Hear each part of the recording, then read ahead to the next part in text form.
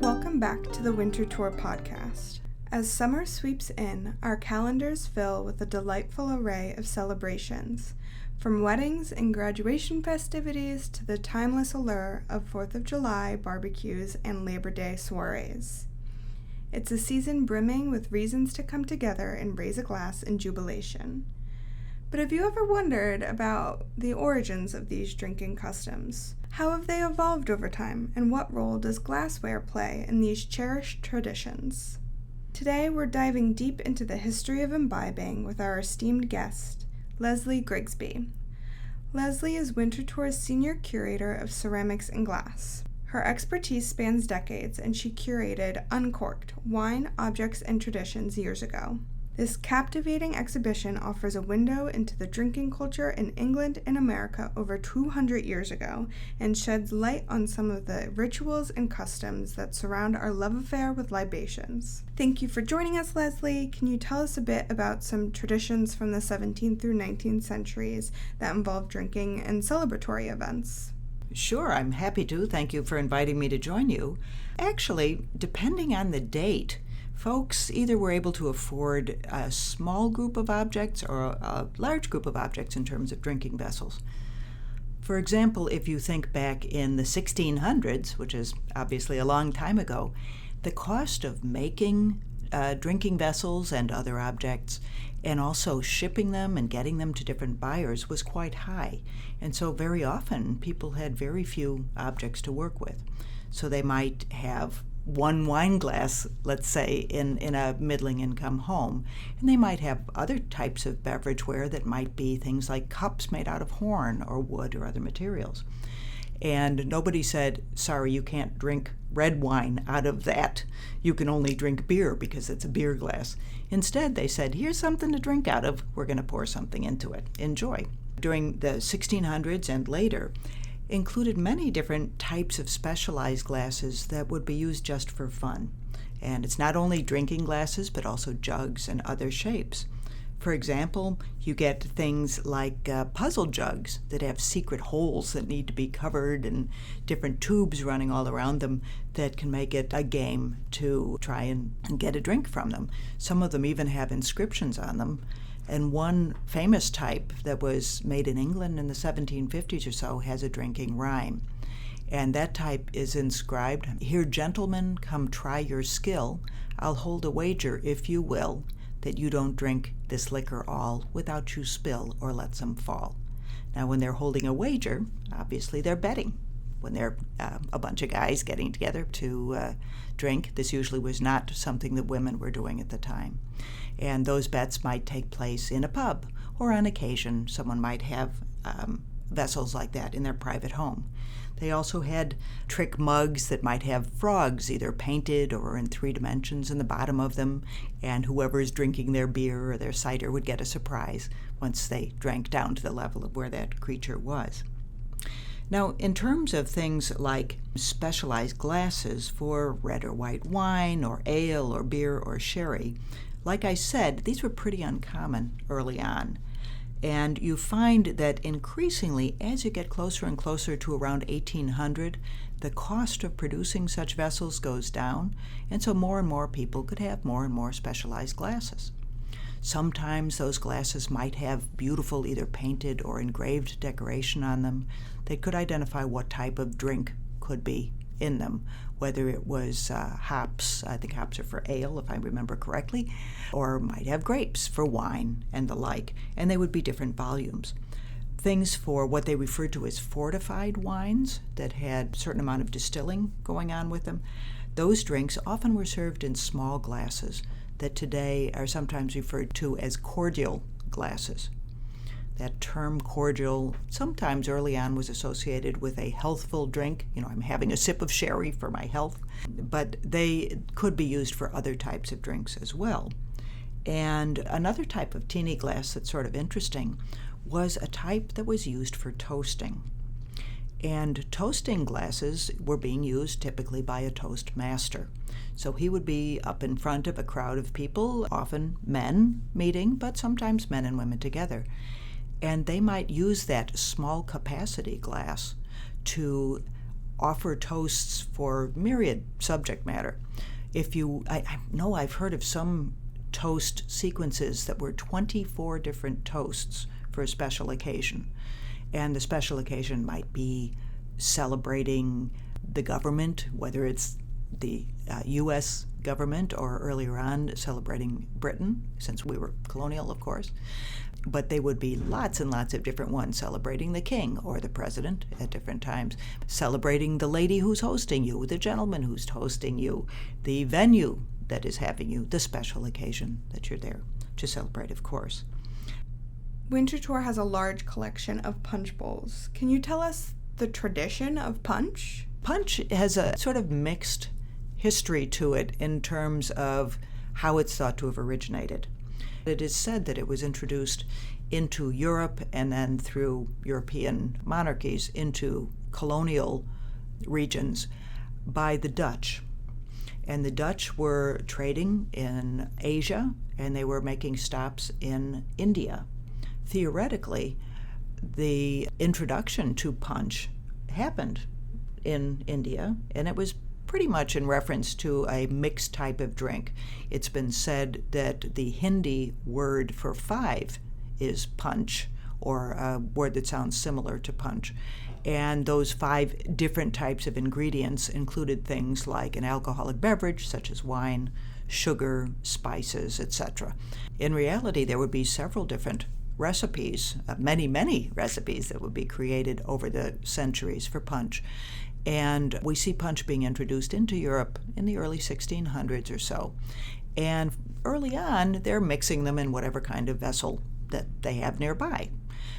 Then they start making these specialized big bowls. And I think it's about the 1640s, we start seeing these very large bowls that seem to be increasingly used to hold punch. They're often quite deep, and somewhat strangely, the shapes of those punch bowls evolve over time.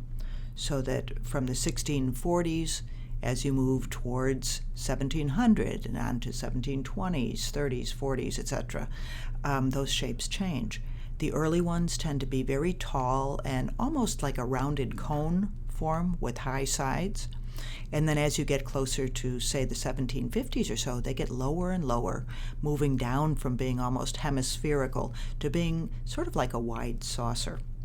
The other thing that's kind of neat about punch bowls that many people don't know is that the majority of the early ones, before around 1740 or so, actually had lids that were made to accompany them. This was for a few reasons. A lid keeps bugs off your punch if you're having it in a place without screens on your windows, which would have been typical at the time. Punch also was sometimes served warm or hot, and having that cover would help protect it when it was being moved, say, from a kitchen space on into where it would be enjoyed, usually by a group of men. A lot of the punch bowls have inscriptions on them. One of my favorites is "Drink fair, don't swear," which I love. But there's also some others where you'll see a painted scene of a ship, and it might say "Success to the frigate." And that would be often either it can be a military venture that they're hoping will be successful and they're toasting to it, or it can be a new trade venture. For example, someone who is beginning a new trip to go to China to trade and bring back anything from silks and Chinese porcelain to wall coverings and textiles of other types. Winterthur, somewhat bizarrely, has, at last count, I know they had over 220 punch bowls in the collection, and they're a mixture of things. Some were made in, the ceramic ones are from China and England and continental Europe and America, but we also have silver ones. We have only one glass punch bowl that's a real beauty from right around 1700. And you might wonder why we would have so darn many punch bowls in the collection. And there's a pretty simple answer. When Henry Francis DuPont was building Winterthur and getting those 175 rooms that are going to be filled with wonderful furniture, he needed stuff to put on that furniture. And he realized that getting a nice big, colorful, or interesting shaped punch bowl and putting it right smack in the middle of that table or that sideboard suddenly made that furniture have a use and be more a part of the room. So he bought lots and lots of punch bowls. And I'm glad he did, because I love them. Another thing that Henry Francis did with the punch bowls, which people do a lot today when they're decorating in their houses, is that he sometimes put flowers in them. And those would be used as centerpieces on his tables here in the early 20th century. So, and sometimes you have a bowl that doesn't have to have punch in it. Sometimes a bowl can have fruit or any other thing you want in it. And so he used them in many different ways. While contemporary revelers might engage in modern pastimes like flip cup or quarters, can you share any historical equivalents from days gone by? There were actually lots of different types of gaming glasses and ceramics that were being made. One type that I find fascinating is something I recall from eons ago when I was back in college. I think they still do this, but the idea of drinking a yard of ale. This was very popular in Britain. I think it was done in America as well, where it's a huge tall glass and you have to drink it in a way that basically the entire contents of the vessel doesn't come and shoot into your face and cover you with beer. Well, they did have some big drinking vessels like that back in the early days, but they also had other types of really bizarre, convoluted shapes. For example, in Venice, in the, I want to say it's the 1600s, they created these weird glasses that had lots and lots of different bulbs or bulbous shapes on them, and all of these different bulbous containers were connected to each other through tubes. And when you would try and drink from it, you would tilt it. If you got the angle just right, you could actually drink the contents. If you got it wrong, it would shoot out, almost like the whole contents was being fired at you. So those were kind of funny. There were also some continental European glasses that were really fancy and quite expensive when they were made. And this goes on from really the Renaissance onward. Some of these glasses were designed with a glass bowl for holding the drink, but they would have, instead of a normal stem and base, they would have a silver mount that might have a windmill on it or some type of a propeller type form. You would blow on it. This would spin a little dial that would point to a number, and you would then have to either drink the contents of the vessel before everyone could count to that number, or you would have to take, say, 6 drinks if you landed on a 6, etc. The rules seem to have varied. There were also some wonderful glasses that were quite tall. We have one in the Winterthur collection that were called pass glasses. And they are cylindrical, and they've got little ridges around them at different heights that would measure certain amounts of drink.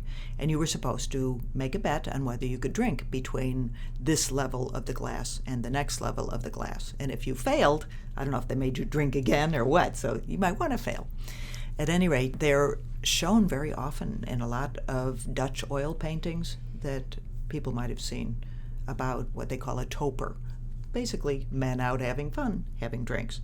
Another type of glass is a type that in the base has little dice, and these would work similarly to the type that I mentioned that had the spinning windmill, so that whatever the number landed on, that would be related to how much or how little you got to drink. Do you have any standout revelations from your research on 17th to 19th century drinkware and traditions? I do, and part of it is actually, it's a wonderful community of folks who are interested in glass and in drinking traditions and beverageware in general. But some of the things I've enjoyed the most learning about is the archaeological evidence for all different kinds of alcoholic and non-alcoholic beverageware in America. And I use the information that the archaeologists uncover to acquire objects for Winterthur. So recently, I was able to buy an astonishingly elaborate and delicate wine glass that dates to the 1600s and was made in Northern Europe. And it has, it's almost, when you lift it up, it's almost like lifting a piece of solidified air. It's just stunningly light, and the fact it survives is astonishing. But it has elaborate little wings that come off the side of it that are open work and have twisted threads of glass in them. Now you'd think, back that early a date, that in America they'd be getting pretty much just more rugged, useful wares that would be coming over on the ships. But the wealthy in places like St. Mary's City in Maryland were importing these delicate glasses, and they were using them, as is evidenced by lots and lots of fragments of those wing glasses, or sometimes they're called serpent glasses, at archaeological sites there at St. Mary's City. The Regency era has been very popular in media the past several years, and drinking clubs frequent as a set in which intrigue and plot unfold. Can you tell us a little bit about them? That's a complicated subject. Every country, I believe, that was following European drinking traditions would have had drinking clubs. It's a way to get together, blow off steam. You don't have a TV, you don't have the internet, so you could get together and have a little party over some drinks.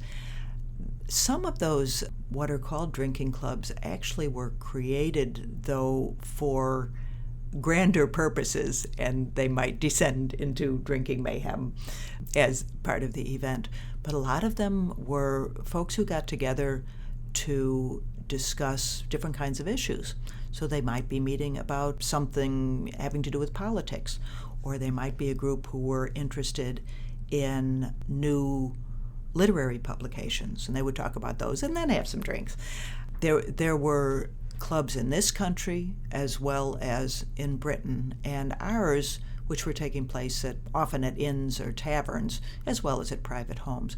They would sometimes, in those inns and taverns, they would sometimes actually be renting not only the room that they were meeting in, but also the different accoutrements that they were using, the punch bowls, the wine glasses, the bottles and or decanters that they were serving from.